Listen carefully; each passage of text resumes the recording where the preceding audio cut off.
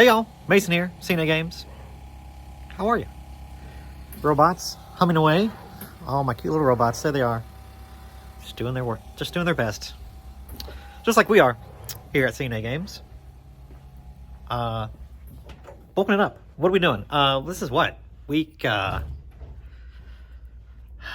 Are we at 7 finally? I think it's 7. I actually skipped a week, but it doesn't appear like I skipped a week to you guys, or at least it shouldn't. I don't think. But anyways, yes. Oh, I gotta check the numbers. Hold on. Let's see. Once again, you know, sometimes you just press a button and then just expect things to go. Loading. Man.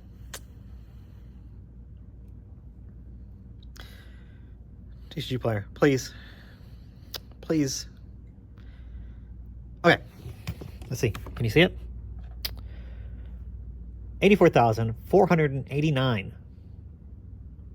84,489. So just shy of 85,000 cards in inventory. That is, I think, the new record for the amount of cards that we've ever had in inventory.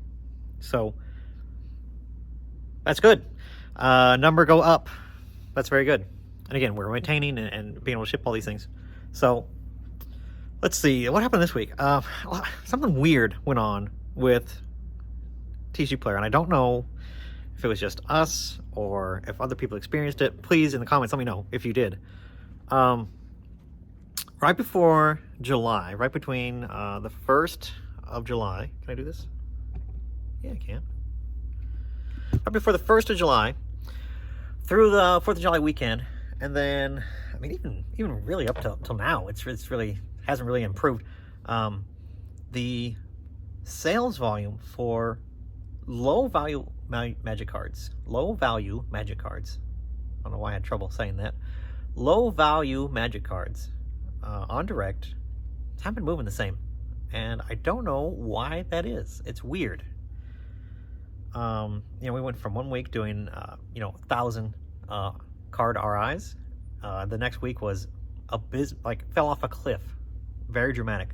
I don't know what happened, but very low.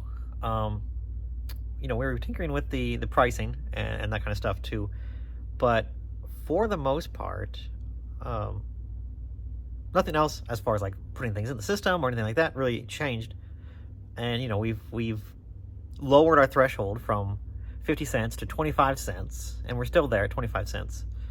And just to try to keep things moving and try to keep our numbers up in the way that we can make sure our discrepancy numbers and the amount of cards are in orders is nice and healthy, so we have a good buffer if we do have a couple issues here and there, that we have at least a decent amount of cards that are there to kind of protect us, right?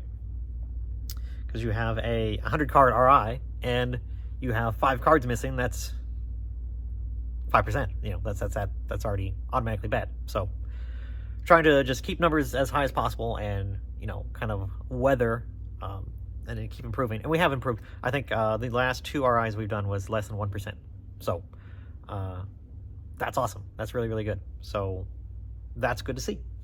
But always trying to get better and keep doing better things. But the only thing that makes sense to me is a large amount of our inventory, and the cards that we're putting into inventory at this point are no longer near mint cards. Most of them are LP, moderately played, things like that. We're opening pack fresh things, and we're putting them in the system because they all have edgeware that I am assuming is measurable, and then TCGPlayer is looking at the same thing that I am, that we are putting them in at LP because the entire bottoms or the entire sides of these cards have very rough cuts, especially the foils. And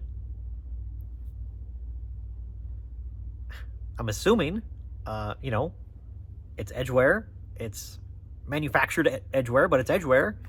And if TCGPlayer is measuring them the same that we are, they fall into the category of LP.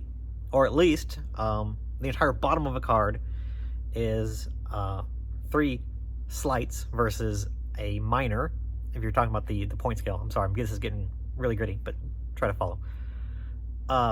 3 slights, which is 3 points, which means you have one more little thing wrong with that card, and it's automatically LP. So, to forego all these issues of having these little nicks and dings and things that cards can happen and do have happen on them, that we're just throwing them in as LP and just kind of playing it safe, apart from the ones that do not have those sort of edge wear, rough cut issues, which is a very, very small percentage. Most of them are rough cut. So I'm interested to see what the numbers are as far as like the amount of cards that are listed on Direct that are LP versus near mint. So again, the only thing I can figure to see this huge drop off of sales is we're just not listing near mint cards, and near mint cards sell, I would assume, exponentially faster, especially through Direct, than LP cards, because even though the pricing is less and it's cheaper for LP cards, most people just want near mint. Just go with near mint. Near mint doesn't matter, and that's what they when you go to build a cart or whatever, you're gonna buy near mint cards. So that is what I'm assuming is happening, and what the real issue is with the amount of just sales dropping off is that we just don't have near mint cards anymore because, well, we want to cover our butts and not put in near mint cards because to save ourselves from the discrepancy issues. So I would love to know if TCGPlayer considers that stuff actually LP or how they handle it internally. There has not been any discussion that I've seen, or at least none public, or people that have from TCGPlayer talked about these issues with these latest sets. Murders at Markov Manor, or Murders at Karlov Manor, and Outlaws at Thunder Junction both have these really rough cuts. The foils less so than the normal cards, but the normal cards as well, especially for Thunder Junction. Both near mints, foils and non-foils are both have these issues. Pack up fresh right out of the things. So, if I had to guess, that is what the issue is, that we just don't have near mint cards, and the near mint cards don't. If they're not near mint, they don't sell as fast. That is what I'm going with. So, sales numbers in general, we just don't move the volume that we used to because of us just basically being afraid to put anything at near mint anymore, and that's the reality of it. So that's what's going on there, and that's the reasoning that I'm trying to understand or trying to use.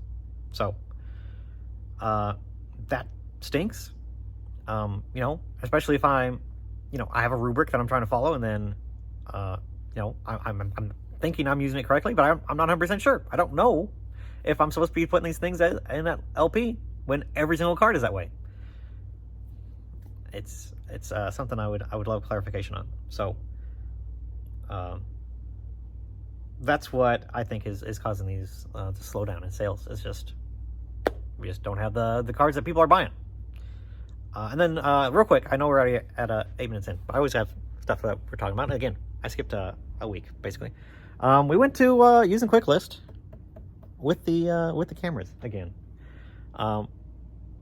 We used to use the cameras, and we had a lot of issues with them. I had a lot of issues with pulling up the wrong cards and things like that. We have to turn our cute little lamp off. We have to turn our lamp off. But otherwise, yeah, it scans really good. Pokemon, Magic, both do really good being scanned in. So we're using that, and we're trying to help our guys get faster about putting things in the system, doing buys faster, things like that. And that's the perfect scenario where Quick List is good. There we go. that speeds up the process of buying, which then leads to us listing quicker. But it's really a buying tool. So that's the great part of that. So we used this camera over the weekend. Guys seemed to like it. Said that it made their jobs faster and easier. So it's staying, and it's going to be used. And we're going to use the other camera that's over. We're going to go to and put that in at the other location as well, so they can have the same setup, use the same kind of thing. Every buy goes up through the lists and gets submitted through a Quick List, and goes to the list, gets put away, and then the list gets submitted, it goes to stage inventory, we go to the pricing tab, we push the stage inventory to live. That is the steps to doing a buy. And it's lots of steps, but it's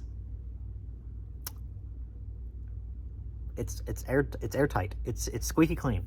There is checks and balances and ways of us being able to guarantee that things are being done properly, things are going in the system properly, and it gives us and our guys multiple times to check a card and make sure that it's going in correctly. So yeah, it's a process, but it's a process that needs to happen, or else issues can come about. So camera, if you haven't tried the camera here recently, again, gotta have a white background, so a 5K lid is pretty good. And then these green little document cameras that you can find. I forgot the company's name. I forgot. But it looks like that. It looks like it sits like that. So find that out on Amazon. Use that, and I think it's 4K, so it's fine. And QuickList does really good. It's a great little camera for that. So if you have not tried it recently, or you tried QuickList in a previous iteration, try it again. See if it works for you. Because for years we had not used the camera, and I was pleasantly surprised by how accurate it was. So that's good. So again, continuing to do better, to evolve, to tighten the ship, and get all the leaks out. So that's the current situation. Inventory number go up, good. Sales very, very down. We will see what we can do about that, and trying to see if we can get more near mint cards in, and see if they do a good job for us and fix the sales numbers. I'm interested now. We'll see what happens. But guys, let me know. Again, appreciate y'all watching, participating in the conversations, in the comments, things like that. I'll see you down there. But otherwise, we'll see you next week and see how we're doing. All right. Thanks, guys. Bye.